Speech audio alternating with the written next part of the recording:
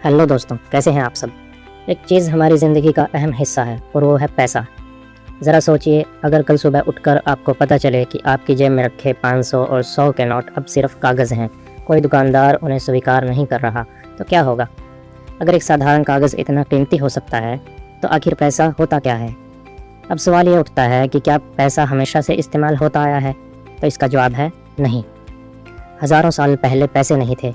लोग वस्तु विनिमय या बार्टर सिस्टम से ट्रेड करते थे, यानी लोग एक दूसरे की ज़रूरत की चीज़ों को बदलकर अपनी ज़रूरतें पूरी करते थे। पैसे का इस्तेमाल नहीं होता था। इसे वस्तु विनिमय या बार्टर सिस्टम कहा जाता था।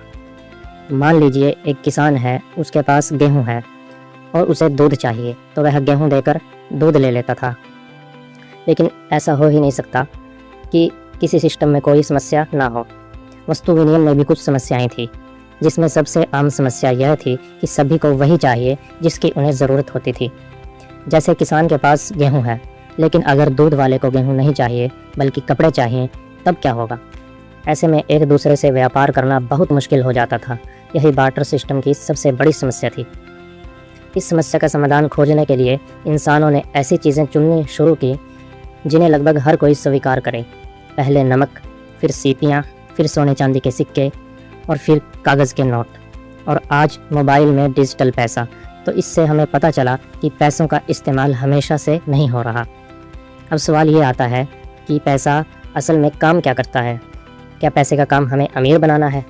इसका जवाब भी है नहीं। तो फिर क्या काम है? इसका काम है व्यापार को आसान बनाना। दूसरा, कीमत मापने का माध्यम है, यानी मान लो कि एक कार है और एक बाइक है। कार 8 लाख की है और बाइक 2 लाख की है, तो इससे हमें पता चला कि कार बाइक से 4 गुना महंगी है। तीसरा काम है सेविंग करने के लिए।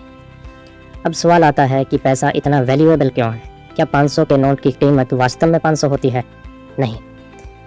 उसकी असली ताकत उस कागज़ में नहीं बल्कि हमारे भरोसे में है।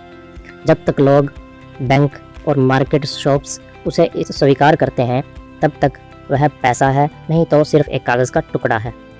तो आज हमने क्या सीखा कि पैसा खुद दौलत नहीं है, सिर्फ एक माध्यम है ट्रेड करने का और कीमत मापने का या तय करने का। असली दौलत है भरोसा, मेहनत, कौशल और व्यवसाय जो आपने अपनी मेहनत से बनाना। पैसा तो सिर्फ एक साधन है, लक्ष्य नहीं। तो इस वीडियो में हमने जाना बेसिक कॉन्सेप्ट्स ऑफ मनी। अगली वीडियो में हम जानेंगे कि बैंक आपके पैसे से कमाई कैसे करता है। अगर वीडियो इन्फॉर्मेटिव लगी तो वीडियो को लाइक, चैनल को सब्सक्राइब करना ना भूलें और कमेंट में अपनी राय ज़रूर दें। धन्यवाद।